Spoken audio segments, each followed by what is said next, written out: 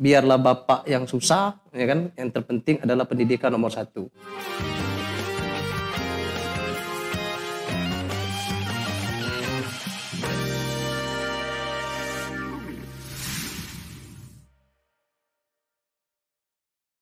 Salam Bengkulu Cerdas, halo. Hari ini luar biasa.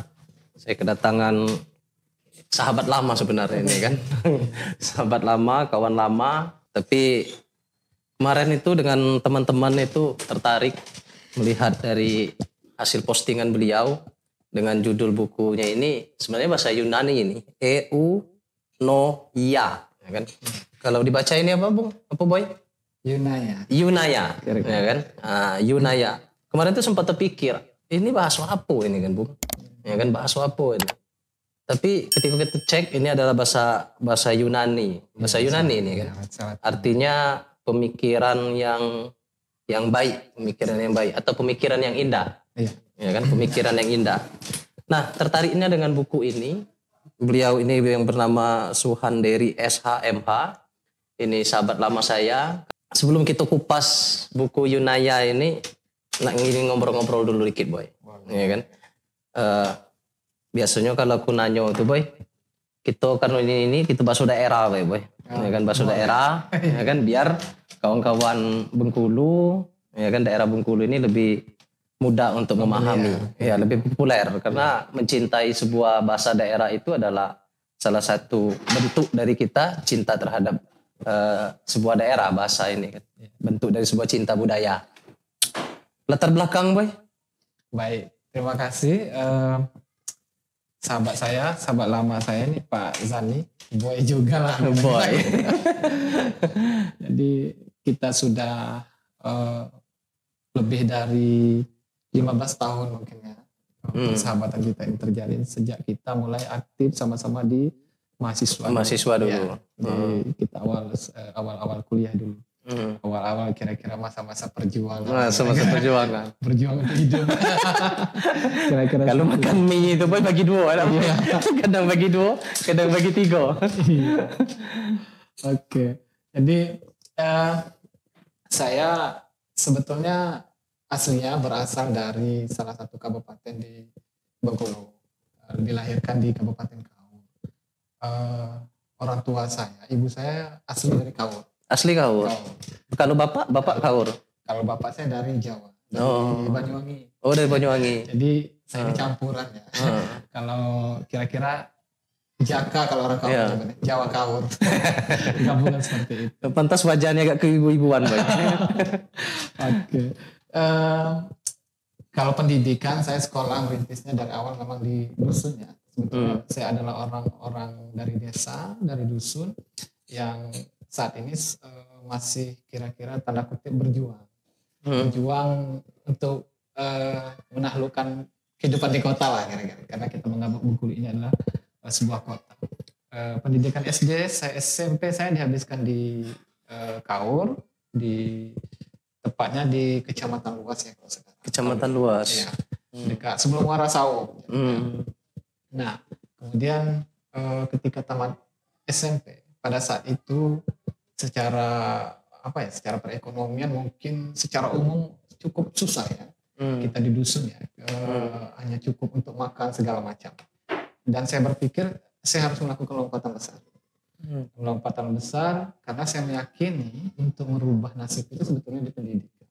Sepakat. Ya, jadi dengan di pendidikan sebetulnya ini salah satu pintu kita untuk kira-kira lebih mengembangkan potensi kita, mengembangkan diri kita. Makanya saya berpikir saya harus ke kota. Walaupun pada saat ini saya belum tahu kemana saya harus ke kota gitu. Oh, belum terpikir waktu itu? Terpikir ya. Ya. Akhirnya saya ke Bengkulu. Itu ke Bengkulu kelas berapa itu, Boy? Tamat SMP. Tamat SMP itu, Boy. Tamat SMP berarti ke Bengkulu, langsung Bengkulu. Iya. Tapi belum terpikir nak sekolah di mana gitu ya? Belum. Kebetulan alhamdulillah ya banyak orang baik ya. Di Bengkulu ini banyak orang baik ya, saya pikir. Alhamdulillah hasil NEM SMP saya pada saat itu kan Kaur masih menjadi bagian Kabupaten Bengkulu Selatan. Jadi saya itu salah satu di kecamatan kemarin yang tertinggi. Karena dari sanalah mungkin akhirnya ada beberapa orang yang memang ya saya menyebutnya ada berhati mulia ya. Memfasilitasi dan menyekolahkan saya di Bengkulu. Kalau boleh tahu boy, siapa tuh boy? Masih keluarga? Enggak ada hubungan sama sekali. Enggak ada hubungan darah sama sekali? Tidak ada. Oh. Jadi saya dimasukkan ke SMA 7, SMA Plus Bengkulu. Dan itu banyak sekali orang-orang yang berperan. Orang-orang baik kan saya menyebutnya ya. Kemudian ya saya di SMA sampai tamat, akhirnya kita juga tinggal di yang namanya dulu ada perkumpulan kantor bantuan hukum PKBHB. Masih SMA posisinya itu? Masih SMA. Kemudian kita juga melanjutkan ke S1. S1 kuliah di Fakultas Hukum. Ya, disitulah kita ketemu. di ini kan di Hasan ya. Kawat sama-sama di Hasan, kemudian di UNIN. Dan perjuangan lah yang mempertemukan kita. Iya, perjuangan yang mempertemukan kita. Menjadi sahabat, bahkan menjadi saudara. Saudara, amin. Karena kita kan jauh dari orang tua pada saat itu kan. Sahabat adalah keluarga. Keluarga paling dekat. Itu berapa saudara Pak Boy? Saya ada 6. 6 saudara? 6 ya. Oh. Jadi saya nomor 2. Nomor 2, tapi yang nomor 3 sampai ini sekolah semua ya? Sekolah semua. Sekolah semua, alhamdulillah ya. Yang alhamdulillah lah. Artinya ini sahabat sekalian putra daerah Kabupaten Kaur. Ya kan? Iya. Jauh di perdesaan bukan berarti kita tidak bisa menuntut ilmu pendidikan. Betul. Karena salah satu kunci dari sebuah kemajuan itu adalah di pendidikan. Ya kan? Karena saya itu pesan bapak aku dulu boy. Bapak aku kan sama juga. Sama petani lah kan. Iya. Nak kata beliau kan, biarlah bapak yang susah, ya kan, yang terpenting adalah pendidikan nomor 1. Nah inilah yang menjadi motivasi kita, kenapa kita juga harus ke Bengkulu waktu itu kan. Nah kan, sama halnya dengan awak juga boy, artinya ini mudah-mudahan bisa menjadi inspiratif juga. Amin. Nah, ya kan, kepada para penonton nantinya kan. Iya, tapi di samping itu jangan lupa subscribe-nya nanti.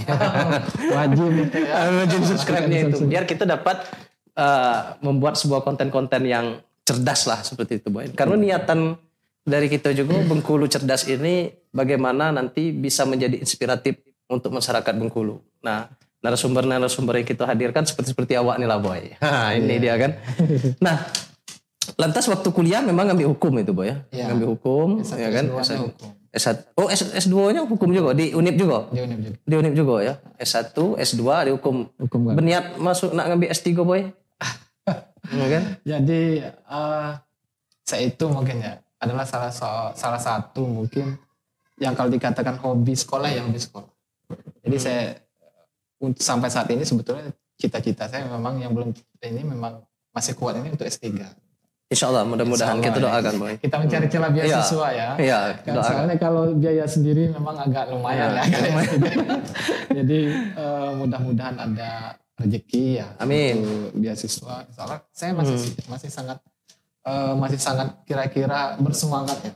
Karena bagi saya belajar itu tidak ada batas.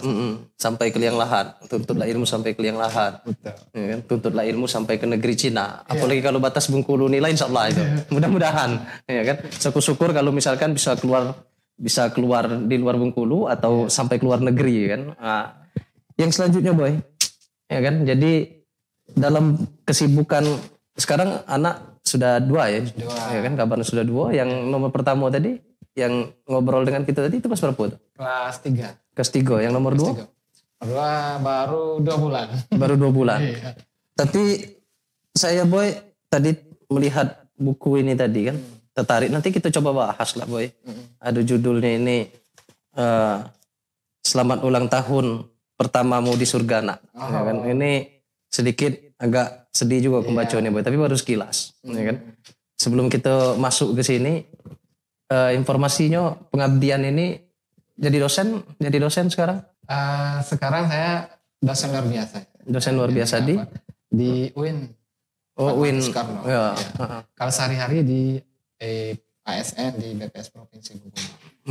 Jadi kemudian sambil kira-kira mencari waktu luang, kemudian memanfaatkan waktu yang ada, saya juga mengabdi sebagai tenaga pendidik seperti itu. Di dosen itu tadi. Dosen. Yang ininya juga samping kesibukan itu aku juga pernah nengok itu buat perpustakaan itu ya. Apa motivasinya itu, Boy? Iya. kita bersama kawan-kawan membuat yang namanya Rumah Literasi Rafflesia. Jadi ini adalah sebuah organisasi nirlaba yang bersifat sosial. Bergeraknya di bidang pendidikan, kemudian kita juga bergerak di bidang sosial. Nah, salah satu programnya tadi misalnya kan ada perpustakaan dan lain-lain.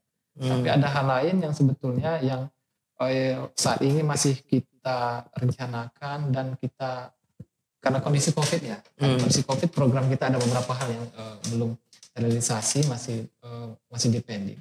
Salah satu cita-cita besar kita itu adalah misalnya memiliki sekolah binaan. Jadi bagaimana nantinya kawan-kawan masih mahasiswa misalnya masih aktif belajar, itu kita pada hari-hari tertentu kita ajak bersama-sama untuk melihat kondisi kawan-kawan yang sekolah di pedalaman. Jadi ada satu hari khusus misalnya, misalnya ada dari misalnya pendidikan backgroundnya misalnya komunikasi, ada yang background hukum misalnya. Nah nanti kita pendidikan, bahasa Inggris dan lain-lain lah. Kita ajak sama-sama kemana masuk ke daerah. Di Bengkulu ini masih banyak sekali daerah-daerah terpencil. Jadi jangan kalau melihat pendidikan di Bengkulu jangan dilihat di pinggir jalan besar. Tapi di daerah dalam-dalam itu masih banyak sekali yang gurunya itu sangat kekurangan. Nah mungkin ada satu hari khusus kita buat slot misalnya. Kawan-kawan relawan ini nanti misalnya mengajar sesuai dengan kapasitas kemampuan. Melalui sebuah sekolah binaan itu tadi. Ya kan? Menjalin kerjasama. Menjalin kerjasamaan. Target kita memang masih sekolah dasar. Jadi yang perpustakaan ini tadi itu sumbangan buku itu sifatnya, sumbangan buku ya? Kalau itu sementara sekretariatnya ada di rumah kita. Masih di rumah. Jadi ada sekarang ini sekitar mungkin lebih dari 300 judul buku. 300 judul buku. Dan itu bebas kalau orang mau membaca ya. Tapi bukunya tentunya difilter, Boy ya. Iya. Ya kan? Baca-baca buku-buku radikal, meleset juga itu. Disita orang nanti. Jadi tentunya bagi masyarakat Bengkulu yang ingin menyumbang buku nantinya, ya kan? Silakan bisa hubungi kita, nanti kita akan salurkan dengan saudara saya ini Suhendri, atau mungkin bisa langsung ke tempat beliau, ya kan? Tapi tentunya buku itu memang benar-benar buku yang sifatnya pendidikan, ya kan? Nah, lanjut kita masuk ke sini, Boy, ya kan? Ini Yunaya ini sebuah sintesis pemikiran perspektif seorang abdi negara, masyarakat dan ayah, ya kan? Ini motivasi apa, Boy? Ya kan? Kok bisa mengambil judul buku ini kan? Karena kesibukan. Cobalah kan, sibuk mengajar, sibuk sebagai ASN, ya kan, di Badan Pusat Statistik Provinsi Bengkulu. Nah, masih sempat menyisipkan untuk menulis, ya kan? Karena saya baca itu saya ini udah banyak kurang baca buku lagi, bukan seperti dulu lagi, Boy, ya kan? Artinya kalau referensi dulu oke lah, kan? Karena keterbatasan dunia maya kan. Mungkin kita sama lah, saling tukar baca buku, saling pinjam buku. Kalau lagi di kampus itu tuh maling buku kawan. Baru beli buku. Aku ingat buku siapa lah yang kita ambil dulu itu kan. Cuman gara-gara pengen nak baca buku. Nah, kalau sekarang ini memang referensi lah banyak kepada referensi Google, ya kan. Menurut Napoleon Bonaparte itu bahwa orang itu paling takut itu dengan seujung pena. Artinya salah satunya adalah menulis, ya kan? Nah, inilah yang menjadi sebuah inspirasi kita bahwa menulis ini luar biasa. Nah, yang ingin saya pertanyakan dan mudah-mudahan bisa menjadi inspirasi para sahabat Bengkulu Cerdas ini. Dari sebuah kesibukan saudara saya ini, Boy Suhendri ini, kok masih sempat-sempatnya nulis buku ini, Boy? Apa motivasinya, Boy? Jadi ada dua hal sebetulnya. Dua hal substansi yang melatar belakangi kenapa saya harus menulis buku ini. Dan kenapa saya harus menuangkan tulisan itu dalam bentuk buku.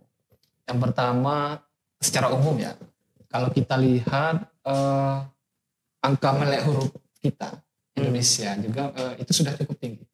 Ada 99,78%. Bengkulu bahkan lebih tinggi, 99,87%. Lebih tinggi dari nasional. Bengkulu berapa tadi? 99,89. 99. Ya, yang melek angka melek huruf. Artinya hampir tidak ada orang yang buta huruf. Hampir semua orang bisa membaca. Ini satu poin kita. Cuman ada satu permasalahan besar khususnya di kita ya di Indonesia, mungkin termasuk juga Bengkulu.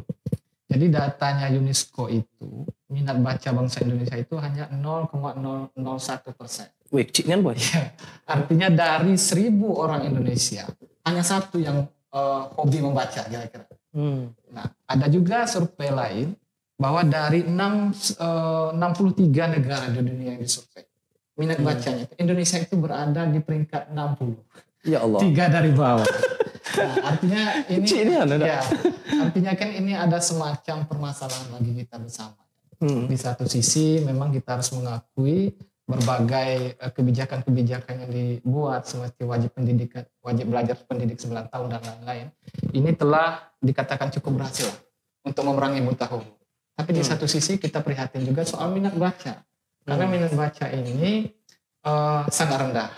Nah, inilah latar belakang, salah satu latar belakang saya ini. Karena kalau menulis kita pasti dipaksa untuk membaca. Ya, ya benar. Jadi ketika kita mau menulis kita harus membaca.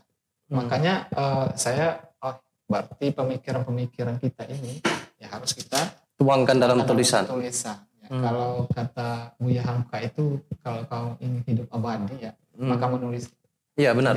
Imam Ghazali juga bicara kalau kau bukan anak raja, bukan kira-kira anak ulama, kira-kira ulama besar, maka menulislah. Artinya apa?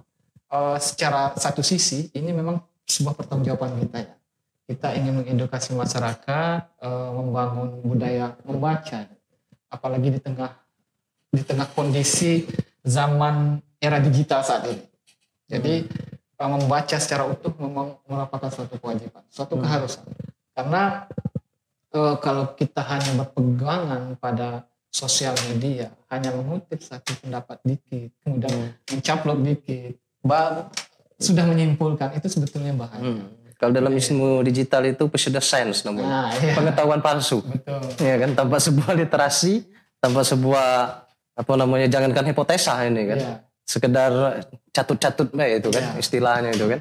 Nah, lanjut itu yang melatar belakang saya. Jadi saya harus menulis ini, paling tidak saya ingin ini hal kecil, aksi sederhana. Kalau saya mengatakan inilah aksi sederhana. Buku ini buku sederhana. Saya yakin banyak sekali di luar sana yang orang-orang yang penulisnya lebih bagus mungkin kan. Tapi setidaknya bisa menjadi motivasi lah. Ya.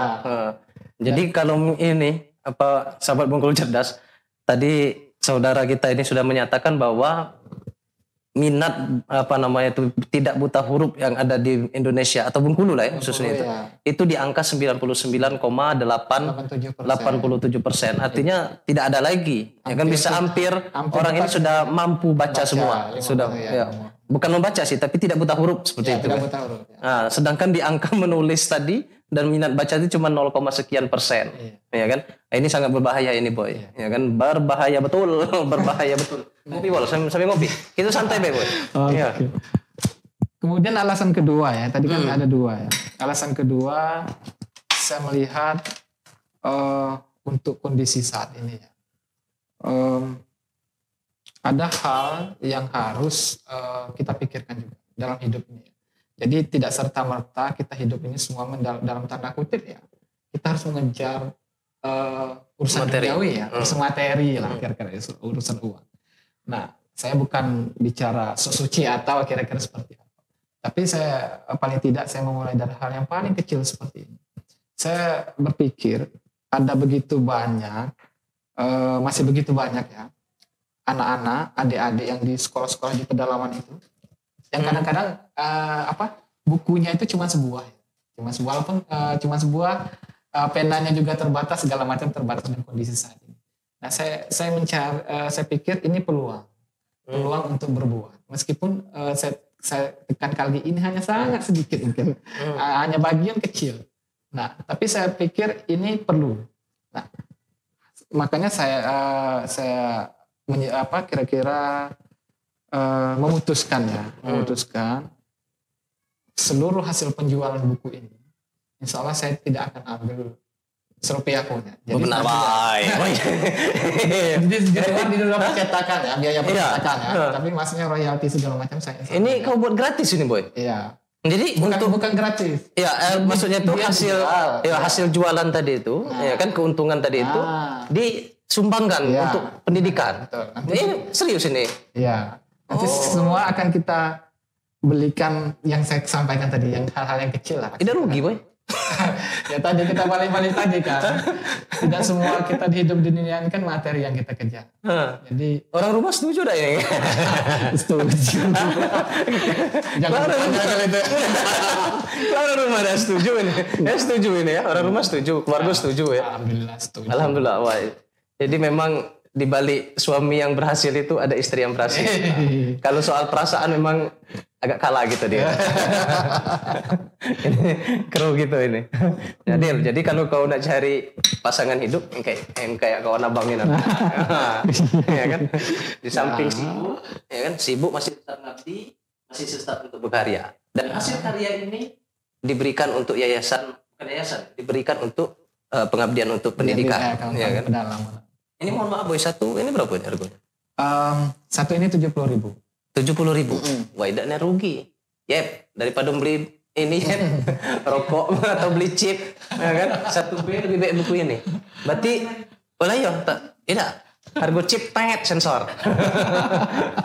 Nah, ini 75.000. 70.000. Ya, katakanlah 75.000 lah. Jangan murahan boy. Ya kan? Katakanlah 75.000, ya kan? Bisa kita bersedekah lewat buku ini, ya kan? Artinya berapa anak-anak pendidikan yang nantinya yang bisa membeli buku, yang bisa membeli pena dari kita membeli buku ini. Ini luar biasa, ya kan? Banyak orang yang punya karya boy, tapi dia mendapatkan tetap menjadi orientasinya sebagai materi, ya kan? Ini luar biasa, ya kan? Inilah yang menjadi motivasi saya, ya kan? Sahabat Bengkulu Cerdas untuk memanggil saudara saya ini, Henry ini kan. Sapa anak akrab aku nih boy. Kan? Tapi sebenarnya bukan boy, kalau yang akrab kan Kiting. Enak lamonnya nih. Jadi boy, tadi ini yang aku tanya tadi boy. Ya kan? Pas aku buka buku tadi pertengahan tadi katanya kan, ada batasannya ini nah. Ya kan? Ini judul bukunya ini, judul subtemanya ini, Selamat Ulang Tahun Pertamamu di Surga Anak, 7 bulan 7 hari 30 menit bersama adik Safika. Oh iya. Ya kan? Ini yang ini ya, yang nomor adik 2 yang kemarin, ini nomor 2 kemarin. Iya. Jadi sebetulnya kan anak saya udah 4 sebetulnya.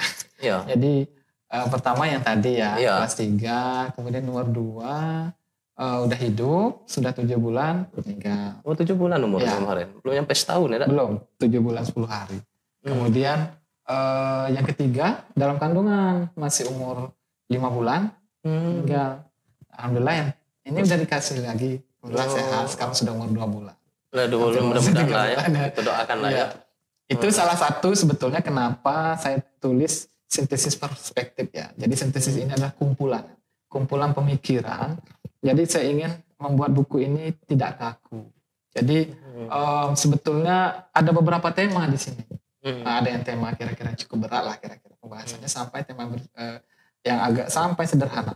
Karena di sana kan ada perspektif seorang abdi negara, kemudian sebagai masyarakat juga sebagai ayah. Sebagai ayah. Artinya seorang manusia, seorang ayah. Bagaimanapun kuatnya kita kira-kira gitu. Tapi ada sisi-sisi humanis keluarga juga yang kadang-kadang kita juga kadang-kadang berada di titik nadir gitu, dan bukan berarti itu harus kita mengeksploitasi kesusahan, bukan, tapi ini adalah salah satu bentuk kira-kira kerangka buku saya ini, bahwa buku ini tidak kaku, karena di sana ada bicara soal korupsi, bicara soal perekonomian Bengkulu, bicara soal penegakan hukum, bicara soal PES misalnya dan lain-lain. Jadi tidak hanya bicara satu tema gitu, karena dia tidak terlalu kaku. Karena awak dulu tuh tamat kuliah dulu pernah di pers juga kalau salah. Ya, pernah jadi wartawan. Pernah jadi wartawan. Wah, luar biasa narasumber kita. 1 tahun. 1 tahun. Tapi disitulah mulai belajar menulis lebih ini lagi. Ada apa memang dari dulu memang perasaan aku lah sering nulis awak dulu, boy? Iya, sebenarnya kalau menulis ini sudah lama sebetulnya. Jadi khususnya masih kuliah dulu nulis surat cinta lah, ada. Dari SMP. Dari SMA. Dulu surat cinta. Surat cinta. Belum ada SMS kan. Apa pakai pantun pula itu? Iya. 4 kali 4 16, 4 harus dibalas. Pengalaman ini. Tapi ini bukan dengan Cica kan. Oh iya. Oh, sensor. Aduh, yang ini ampun gitu. Ya, ya. Lanjut boy. Iya. Sampai ngopi boy. Iya lanjut. Ini acara gitu, ini acara cerdas, Iya. ya kan, kontennya cerdas tapi masih tetap relax, ya kan. Jadi boy, memang banyak. Kemarin tuh aku sempat itu, mungkin kau tidak baca WA aku ngirim di mana ya? Aku di WA, aku di Facebook. Aku sempat bukan minta, beli satu maksudnya itu kan, di sini nih. Tapi lah datang barang nih kan, alhamdulillah, ya kan. Memang niat baik ini kan, insyaallah. Iya. Jadi boy, tapi kan banyak juga orang nih, macam mana ya? Biar jadi sebuah inspirasi juga, atau bukan inspirasi ya, tapi motivasi lah, kawan-kawan juga kan. Banyak orang nih bisa dia meretorika, bisa menyampaikan kan. Tapi banyak juga orang yang tidak susah dia untuk menulis. Itu apa penyebabnya itu? Contohnya cak aku lah boy, udah sejauh-jauh lah. Kalau ngomong oke lah, tapi kalau nulis susah nih untuk pakai kata-kata, ya kan? Kalau aku nembak Tino itu todo poin baik, aku tidak pakai tulisan langsung baik, cetuk, nah, itu. Ya. Yang Tino mana dulu? Ya. Jadi gini, dalam soal menulis, saya sebetulnya masih dalam tahap belajar. Jadi masih sangat minim lah apa soal kemampuan menulis saya. Masih banyak sekali yang lebih mahir lah, kira-kira lebih lihai, lebih pandai. Cuman saya meyakini dalam konsep menulis ini itu tidak ada sebetulnya orang yang dilahirkan itu khusus mempunyai kemampuan untuk menulis. Kalau dipresentasikan ada sebuah penelitian itu yang memang benar-benar orang dari awal sudah dianugerahi kira-kira mampu untuk menulis itu hanya 20%. Jadi kira-kira kalau udah melihat apa bahan sudah bisa jadi inspirasi nulis itu kira-kira hanya 20%. 80%-nya itu penulis hebat itu dilahirkan dari latihan. Jadi latihan, yang namanya menulis itu harus latihan. Jadi tidak bisa menulis itu kalau tidak latihan. Jadi kalau kita latihan terus menerus, insya Allah akan menjadi penulis berbakat lah kira-kira. Karena silakan dicek latar belakang penulis-penulis di Indonesia yang hebat ini semuanya itu kan sebetulnya berawal dari latihan. Tidak ada yang sebetulnya di dunia ini dari kecil sudah langsung bisa menulis. Bakat untuk menulis sejarah. Ya. Tapi harus diawali dari membaca dulu. Ya, nah ya, itu kan? Sebetulnya kenapa di menulis ini menjadi saya pikir untuk di bidang menulis ini tidak terlalu banyak ya. Karena kenapa ada tantangan di sana? Karena ketika menulis kita harus membaca.